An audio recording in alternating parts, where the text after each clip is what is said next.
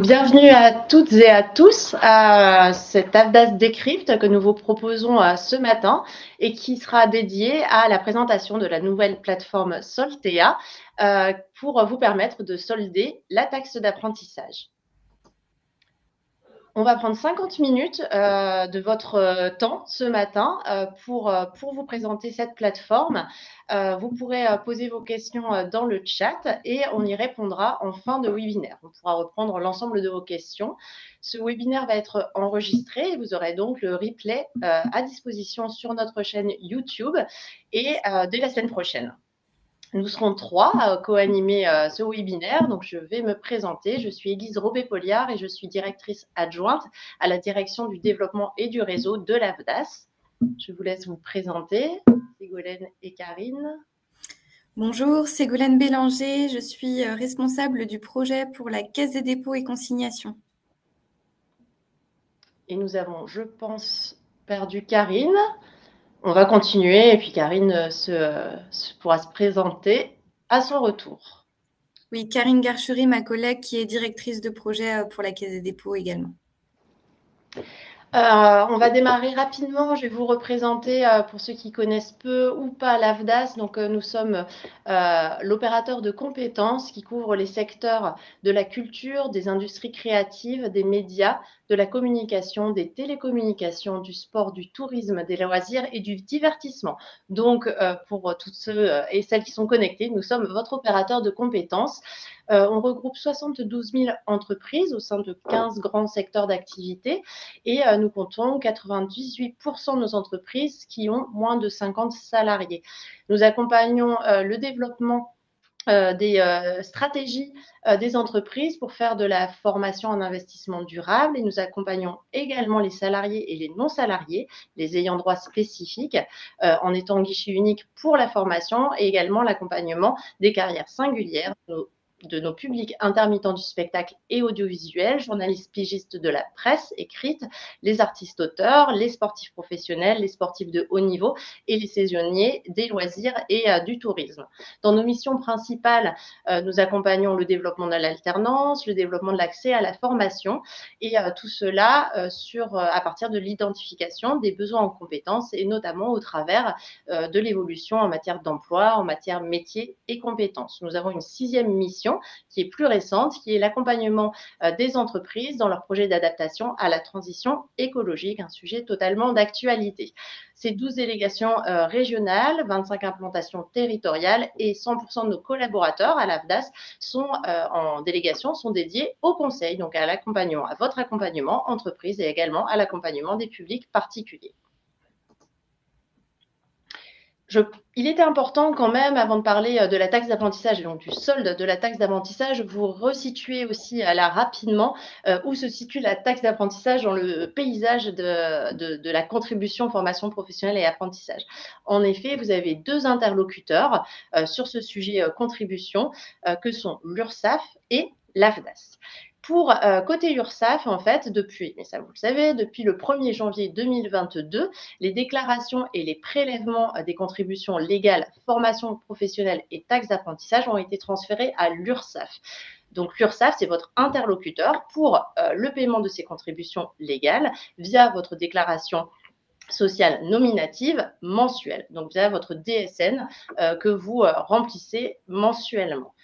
Côté AVDAS, en fait, on reste quand même votre interlocuteur et on est collecteur de vos contributions conventionnelles. Donc, d'un côté, les contributions légales avec l'URSSAF mensuellement et de l'autre côté, vos contributions conventionnelles. Donc, la contribution conventionnelle de votre secteur selon votre accord de branche qui est étendu et en vigueur, les contributions conventionnelles si vous êtes concerné des intermittents du spectacle, des pigistes de la presse écrite et également vos contributions volontaires si vous avez signé une convention d'adhésion avec l'AVDAS et votre contribution au dialogue social. Côté calendrier, en fait, c'est deux calendriers également distincts. À l'URSSAF, vous payez mensuellement vos contributions légales, donc la formation professionnelle, 0,55% ou 1% en fonction de la taille de votre entreprise, la contribution légale de 2% pour les intermittents du spectacle, votre contribution au titre du CPF pour les salariés en CDD qui est de 1% et votre taxe d'apprentissage à 0,59% 5% que vous payez également mensuellement. Pour les calendriers de versement, en effet, pour resituer, vous avez versé le 15 janvier 2023, vous avez versé votre dernière échéance au titre des contributions légales 2022. Donc au 15 janvier 2023, via votre DSN, vous avez payé la dernière échéance, donc celle de décembre 2022, donc sur votre masse salariale 2022. Au 15 février 2023, vous avez commencé à verser votre première échéance mensuelle au titre de votre masse salariale 2023. Donc, au 15 février 2023, vous avez bien payé à l'URSSAF vos contributions légales, formation professionnelle et taxes d'apprentissage qui a concerné votre masse salariale de janvier 2023. Donc ça, c'est quelque chose de mensuel. Côté AFDAS, avant le 1er mars 2023, vous avez dû payer, ou je vous engage à le faire si ça n'est pas encore fait, vos contributions conventionnelles, volontaires et dialogue social pour l'année 2022, donc assises sur les masses salariales 2022. Si on projette, ça sera au 1er mars 2024 que vous paierez vos contributions conventionnelles qui seront assises sur votre masse salariale 2023. Pour faire le lien, et j'en terminerai là, pour être rapide et arriver dans le vif du sujet, on parle de prélèvements mensuels côté URSSAF, mais il y a également deux prélèvements qui sont annuels, qui sont la contribution supplémentaire à l'apprentissage pour les entreprises concernées, donc les entreprises de plus de 200 supérieurs ou égal à 250 salariés, et également le solde de la taxe d'apprentissage. Pour la contribution supplémentaire à l'apprentissage, c'est versé le 5 ou le 15 avril de chaque année. Et pour le solde de votre taxe d'apprentissage, vous l'avez versé mensuellement, mais au 5 ou au 15 mai 2023, vous allez être amené à devoir verser le solde de votre taxe d'apprentissage. Et on va vous présenter maintenant comment faire tout cela. Et je passe la main à mes confrères. Oui, bonjour à tous. Petit problème de connexion qui a fait que je n'ai pas pu être présente au démarrage de ce webinaire. Donc, effectivement, on va vous parler de Soltea. C'est le nom de la plateforme de répartition du solde de la taxe d'apprentissage. Il faut savoir effectivement que la Caisse des dépôts a été mandatée pour affecter pour le compte de l'entreprise les sommes qui sont versées au titre du solde de la taxe d'apprentissage. Et pour être plus précise, on n'englobe pas l'ensemble du solde de la taxe d'apprentissage, mais bien uniquement la partie des versements qui se feront par les entreprises en euros. Donc, tout ce qui concerne les subventions en nature auprès des établissements est toujours possible, mais l'entreprise fera comme elle fait d'habitude, elle octroiera cette subvention de façon directe. Alors, ce mandat est piloté par deux ministères, le ministère de l'Éducation nationale et le ministère de l'Enseignement supérieur. Et bien sûr, il est encadré, comme à chaque fois, par la loi et puis par une ordonnance, plus précisément l'ordonnance du 23 juin 2021. Alors, le cahier des charges est assez clair. Hein. Je ne sais pas si on peut mettre directement la slide concernée. Avancer encore un petit peu. Encore un peu. Voici.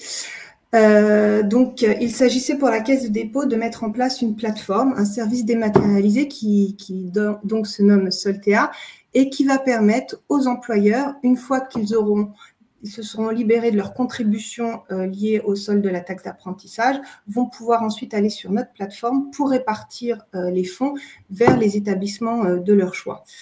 La Caisse des dépôts, elle, va assurer la gestion financière, comptable et administrative de ces sommes et elle va pouvoir ensuite effectuer les versements.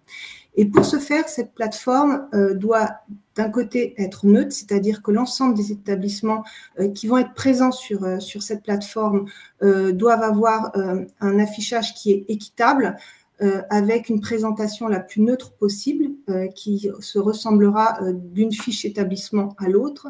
Transparente, pourquoi? Parce qu'effectivement, dans un même lieu, l'entreprise va pouvoir trouver l'ensemble des établissements qui sont éligibles au solde de la taxe d'apprentissage et puis vont pouvoir aussi, en tant qu'entreprise, avoir accès à l'ensemble des données les concernant. Donc, vous pourrez voir, en tant qu'entreprise, les sommes que vous avez versées aux établissements. Sécurité et facilité. Facilité d'accès, facilité de traitement, puisque l'idée, c'était d'avoir une plateforme la plus ergonomique possible qui vous propose un parcours de bout en bout, dès la consultation des fiches établissements jusqu'à la consultation, évidemment, des versements que l'entreprise aura effectués. Donc, je pense que là, on va vous parler du calendrier. C'est vraiment une étape très importante pour vous et que Ségolène va pouvoir vous présenter dès que la slide sera présentée. Est-ce qu'on peut passer à la slide suivante, s'il vous plaît? Merci beaucoup. Ce calendrier de la plateforme Soltea, il est régi par plusieurs éléments de calendrier qui sont externes. Et d'abord, le premier, c'est la date de publication des listes d'établissements habilités. On l'a évoqué tout à l'heure, ces établissements, ils vont devoir également aller sur la plateforme pour renseigner leurs coordonnées bancaires et ils seront visibles par vous, entreprise, dès lors qu'ils sont bien habilités au sens des arrêtés préfectoraux et nationaux. Donc, cette date de publication des arrêtés de liste d'établissements habilités, elle est toujours fixée au 31 décembre de l'année précédant la campagne. Ensuite, les établissements qui figurent dans ces listes vont pouvoir accéder à Soltea pour vérifier que les données qu'on aura intégrées depuis bien exact et donc qu'ils apparaîtront sous les bonnes données et la bonne identité auprès de vous, employeurs. Et puis, ils vont devoir renseigner leurs coordonnées bancaires. Ces deux actions, elles seront possibles dès début mai, donc dans 2 petites semaines, ce qui permettra aux établissements de renseigner donc leur RIB avant que vous vous connectiez. Ça, c'est un point qui est important.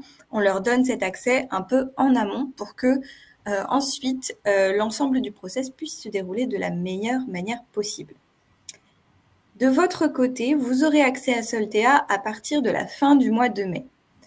Vous pourrez y retrouver donc l'ensemble des établissements que vous avez l'habitude de soutenir ou que vous souhaitez consulter, découvrir, et également toutes les formations, le cas échéant, qui sont également habilitées et qui vous permettront d'affiner votre niveau de fléchage. Cette possibilité de répartition, elle s'ouvrira à vous donc dès fin mai, le 24 mai très exactement, et jusqu'à mi-septembre. Vous aurez toute cette période de temps pour aller trouver les établissements ou formations que vous souhaitez soutenir. Côté Caisse des dépôts, on recevra le fonds qui aura été collecté par l'URSSAF Caisse nationale et la CCMSA, donc par le biais de la déclaration sociale nominative que vous aurez renseignée pour déclarer votre solde de la taxe d'apprentissage. Et donc ce fonds, l'intégralité de ce fonds sera transmis à la Caisse des dépôts fin juin, le 25 juin. Ce qui permettra d'enclencher les premiers virements à l'attention des établissements bénéficiaires grâce au choix que vous aurez effectué sur la plateforme à partir de mi-juillet. Mi-juillet, un premier versement sera effectué en fonction des choix que vous aurez réalisés sur la plateforme. Si vous n'aviez pas finalisé ou effectué aucun choix, vous aurez la possibilité de le faire jusqu'à mi-septembre. Et là, on enclenchera un deuxième versement pour ceux qui n'auraient pas finalisé leur choix mi-juillet.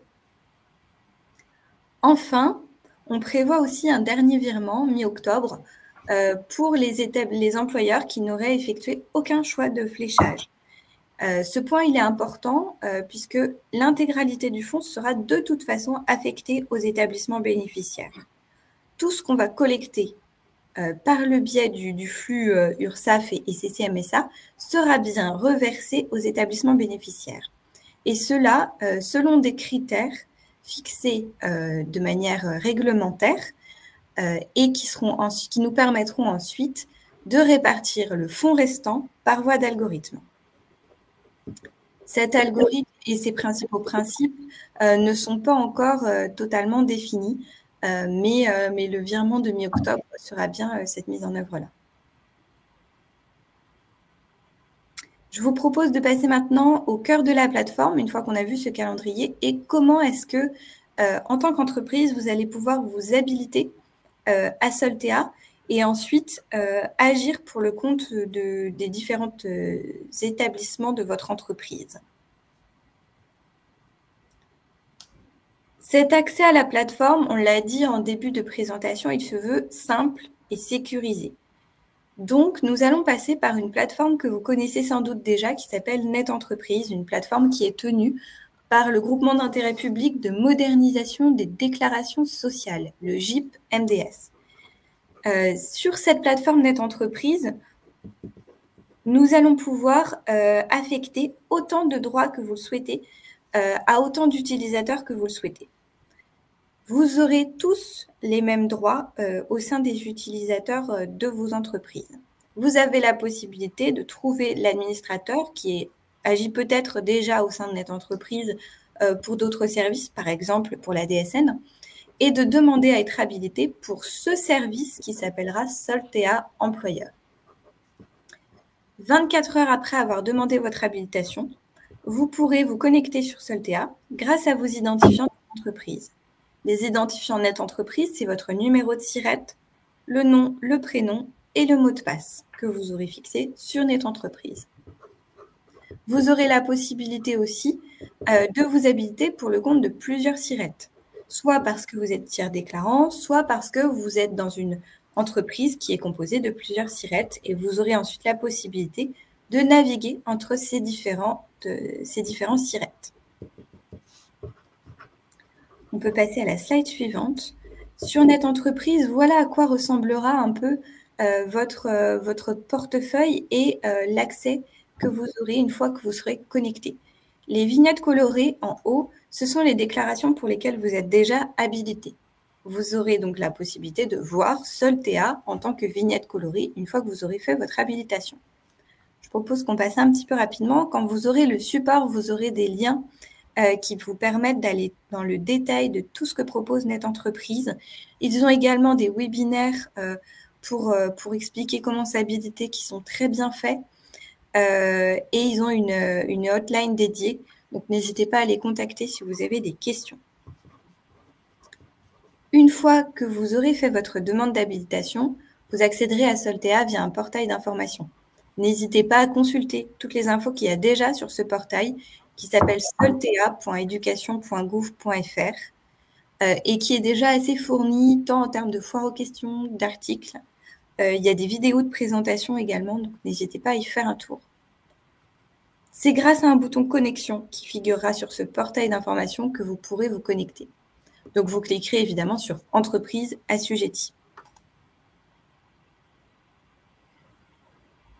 On peut passer à la slide suivante. Vous vous connecterez, comme je le disais à l'instant, grâce à votre numéro de SIRET, nom, prénom et le mot de passe que vous aurez saisi via NetEntreprise.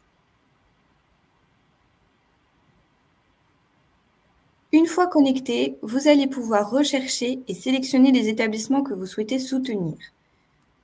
Soltea ne remplace pas la relation de partenariat que vous avez sans doute déjà établie avec des établissements. Donc, vous avez peut-être déjà été sollicité par des établissements.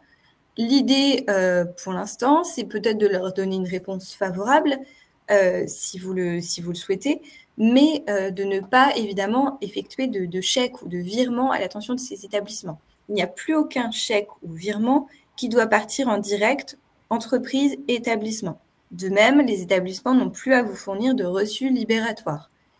La partie libération du solde de la taxe d'apprentissage, elle se passe vraiment par la déclaration que vous allez faire auprès de l'URSSAF ou de la CCMSA.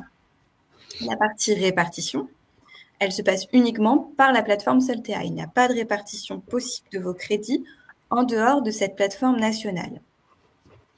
Donc, vous allez accéder à un moteur de recherche qui se présente ainsi et qui vous permet de trouver les établissements ou formations qui figurent sur les listes d'établissements habilités.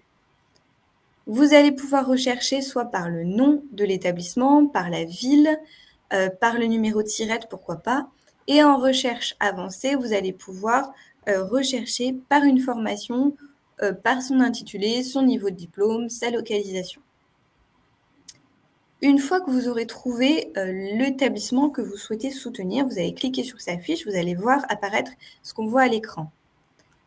Ici, vous aurez la possibilité soit de répartir vos crédits à toutes les formations de l'établissement, soit à une formation de l'établissement. Évidemment, c'est uniquement pour les formations, pour les établissements qui sont des établissements de formation. Si on parle du bureau d'information jeunesse ou du CIO, vous n'aurez pas cette possibilité. Vous cliquez par exemple sur « Attribuer à une formation de l'établissement ». Vous avez automatiquement l'intégralité des formations habilitées qui s'affichent et la possibilité de les cocher ou de les décocher. Vous allez ensuite valider et constituer ainsi votre panier d'établissements que vous souhaitez soutenir avec le niveau de formation si vous le souhaitez. Vous accéderez ensuite à l'onglet de synthèse avec tous les établissements que vous aurez intégrés dans votre panier et vous avez alors la possibilité de répartir finement vos crédits.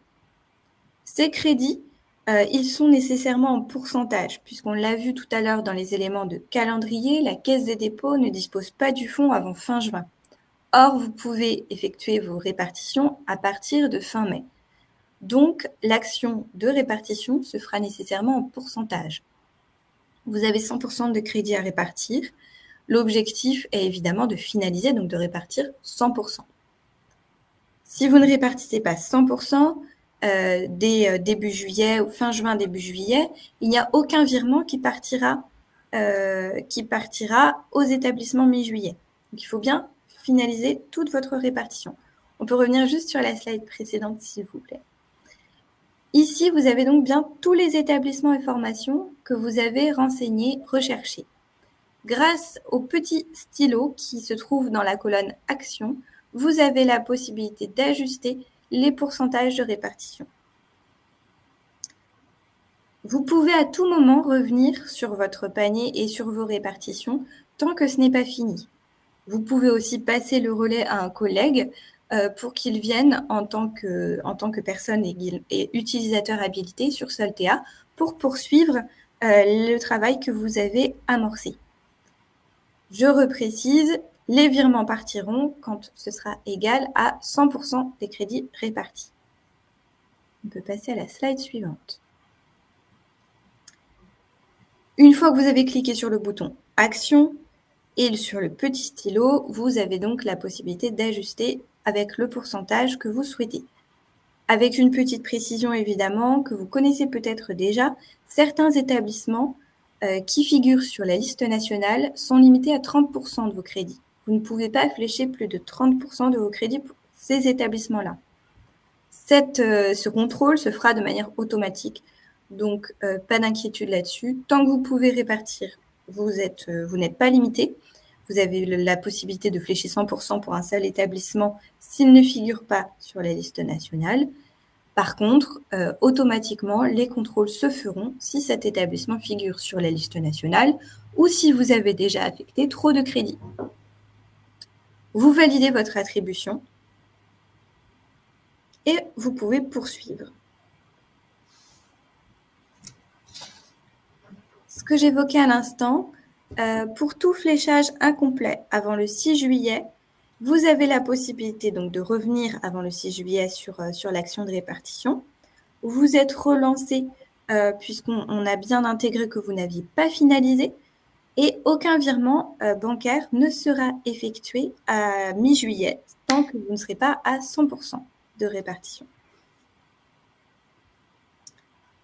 Après le 6 juillet, vous avez la possibilité de revenir jusqu'au 6 septembre pour finaliser votre répartition. On continue à vous relancer régulièrement pour être sûr que vous n'oubliez pas votre panier de fléchage et le virement bancaire se fera de toute façon mi-septembre, que vous ayez fléché totalement ou partiellement. Si vous avez fléché totalement, les virements bancaires se feront à l'intégralité des établissements qui figurent dans votre panier.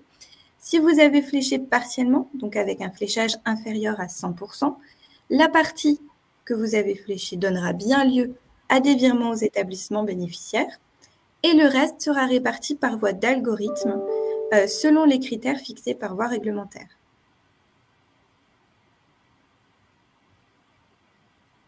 Évidemment, si vous avez fléché 100% avant le 6 juillet, tout partira dès le début aux établissements bénéficiaires.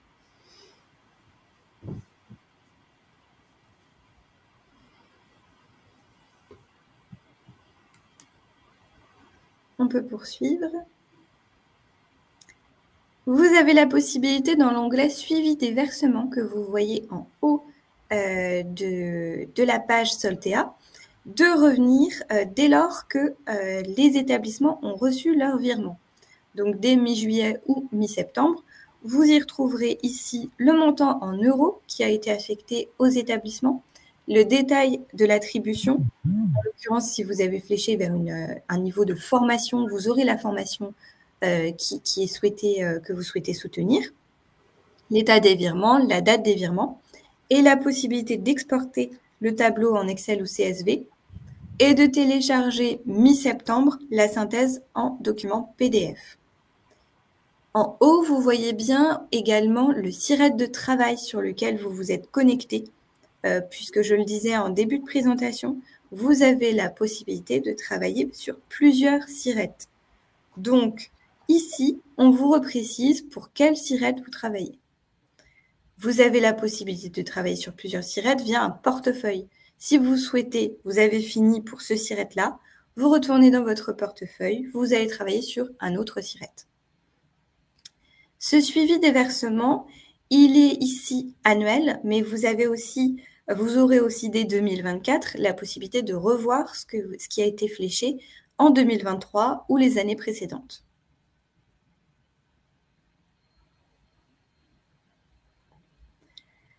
On a mis dans le support quelques annexes documentation disponibles avec notamment des éléments liés à la collecte, donc les liens vers l'URSSAF qui fournit pas mal de documentation pour votre déclaration, les liens vers des éléments du GIP, donc de Net Entreprise, pour pouvoir vous habiliter, et le lien vers le portail d'information que j'évoquais tout à l'heure et sur lequel vous retrouverez plusieurs documents.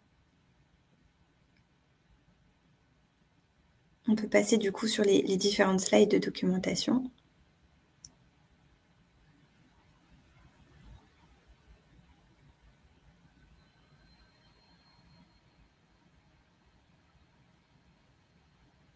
Est-ce que c'est possible d'avancer les slides, s'il vous plaît? Moi, je pense qu'il faut que tu le fasses en live, là.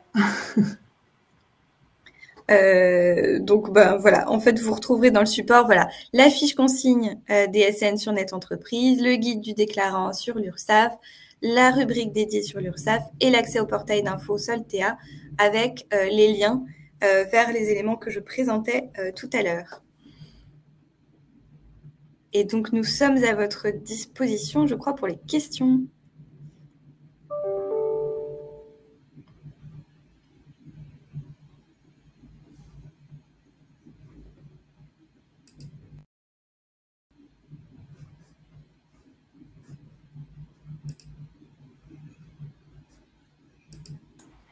Alors, j'ai le sentiment qu'on a perdu nos collègues de l'AFDAS qui sont censés faire le lien sur les questions.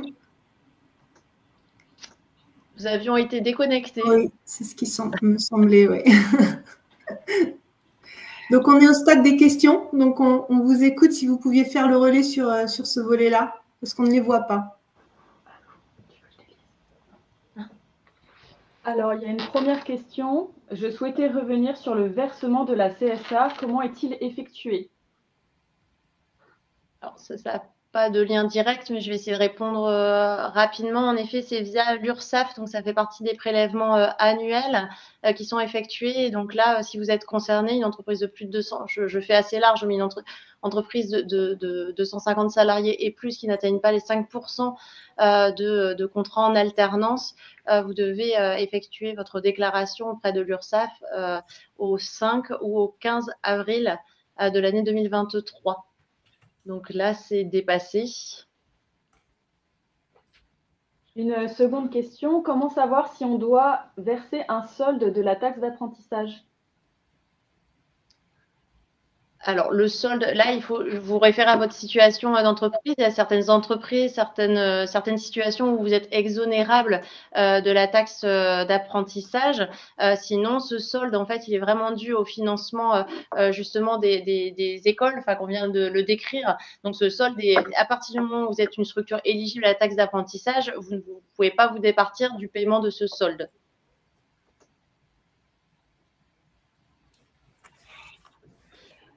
Une autre question, est-il possible d'avoir un accès cabinet sur Soltea? Cabinet, est-ce qu'il s'agit de rôles sans doute spécifiques d'utilisateurs? À ce stade, donc en 2023, ce ne sera pas possible. Tous les utilisateurs auront bien le même rôle. Et ensuite, l'année suivante, il y aura bien une possibilité d'avoir des rôles distincts. Si on parle de cabinet d'experts comptables, là, pour le coup, effectivement, vous aurez accès à Soltea pour le compte des différentes entreprises que vous avez en charge. Vous avez la possibilité de naviguer entre vos sirettes et donc de travailler sur l'intégralité des entreprises qui vous ont délégué leurs accès. Une autre question, à partir de quelle date pourra-t-on s'habiliter? À partir du 25 mai, vous allez pouvoir aller sur Net Entreprise, demander votre habilitation au service et dès le lendemain, vous pourrez vous connecter sur Soltea, 24 heures après, très précisément. Bonjour, si je comprends bien, c'est uniquement le solde qui est à verser sur Soltea et du coup, le délai est plus grand que lors des précédents versements du solde? Alors, c'est uniquement le solde pour la partie pécuniaire, puisque je rappelle bien que la partie subvention en nature auprès des CFA se fait toujours de la même manière et vous devez déclarer ces dons en nature à l'URSSAF. Par contre, effectivement, sur la partie solde pécuniaire, c'est uniquement sur Soltea. Une question sur le tiers déclarant, faut-il utiliser son SIRET? Oui, vous devez travailler sur votre SIRET pour le compte des SIRET pour lesquels vous êtes habilité. Tout se passe via Net Entreprise, comme vous procédez sans doute pour la déclaration sociale nominative ou pour d'autres services. Tous les établissements assujettis à recevoir la taxe d'apprentissage figurent-ils sur le site Soltea? Figureront, puisqu'ils auront accès dès début mai à la plateforme. Et effectivement, c'est le gros travail que nous menons en ce moment avec les préfectures de région et les services instructeurs, qu'on appelle ainsi, qui sont chargés de l'instruction des listes d'établissements habilités. Et c'est l'ingestion de ces listes d'établissements habilités sur Soltea qui permettra leur mise en visibilité et leur connexion. Est-ce que c'est comme avant avec la tranche A ou B? Alors, je ne sais pas de quoi il s'agit quand on parle de tranche A ou B. Une question sur l'export des établissements. Est-il possible d'exporter un fichier avec tous les établissements figurant sur le site pour le présenter? Oui, ce sera possible. Ces listes, elles seront en open data et vous aurez la possibilité de les télécharger, bien sûr, d'ici la fin du mois. Une précision sur le calendrier Soltea. Nous avons jusqu'à quelle date pour verser le solde de la taxe d'apprentissage? Alors, verser le solde, c'est auprès de l'URSSAF au mois de mai. Et répartir le solde auprès des établissements, donc après avoir bien versé auprès de l'URSSAF, la répartition, vos choix de répartition, se fera sur Soltea entre le 25 mai et le 6 septembre. Alors, plusieurs questions d'Hélène. Tous les établissements assujettis toutes les entreprises assujetties sont-elles redevables de la taxe d'apprentissage? Quels sont les critères d'exonération? Quid des entreprises de moins de 250 salariés qui emploient des apprentis? Est-ce un critère d'exonération? Alors là, je crois que vous avez déjà répondu tout à l'heure sur cette partie-là, il me semble, sur l'assujettissement. Et je vous invite à consulter le site de l'URSSAF sur cette partie-là qui est extrêmement bien fait et qui va vraiment jusqu'aux onglets sur lesquels vous devez déclarer. Donc, vous avez vraiment toutes les spécificités d'entreprise et également les cas d'exonération mensuelle de paiement de la taxe d'apprentissage parce qu'il y a des possibilités à partir du moment où vous avez un apprenti, si vous ne dépassez pas en masse salariale mensuelle 6 fois le SMIC, c'est une condition d'exonération de votre TA mensuelle. Donc, le site de l'URSSAF là-dessus pour cette grille de lecture est vraiment très, très clair.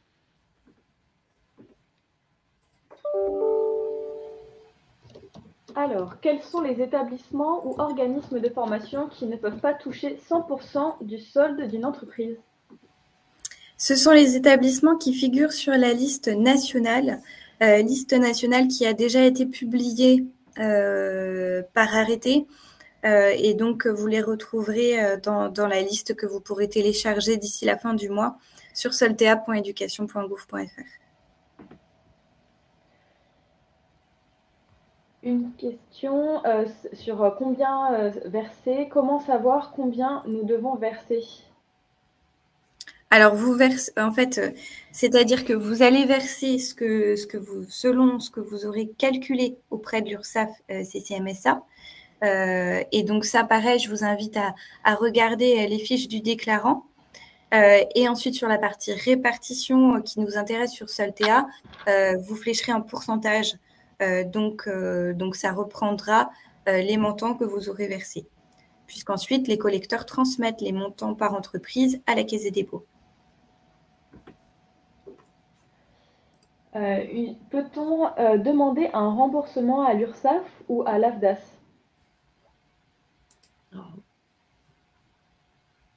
Là, je vous laisse du coup un remboursement de quoi Je pense peut-être. Ouais, je pense qu'il faudrait préciser la question ou revenir vers nous. Après, on va vous montrer les différents moyens de rentrer en contact avec nous. Parce que ça, je pense que ça sera vraiment au cas par cas. Mais sinon, pour tout ce qui concerne taxe d'apprentissage, de toute façon, l'interlocuteur aujourd'hui, c'est l'URSSAF. Donc, on pourra essayer de vous aiguiller, mais en tout cas, je pense qu'il faut plus vous tourner vers l'URSSAF pour ça. Et enfin, une dernière question. Il n'y a donc plus les 13% à verser aux établissements? Alors, vous ne les versez plus directement aux établissements, vous les versez du coup à l'URSSAF Caisse nationale, et ensuite vous venez choisir vers qui vous voulez que ces crédits aillent sur Soltea.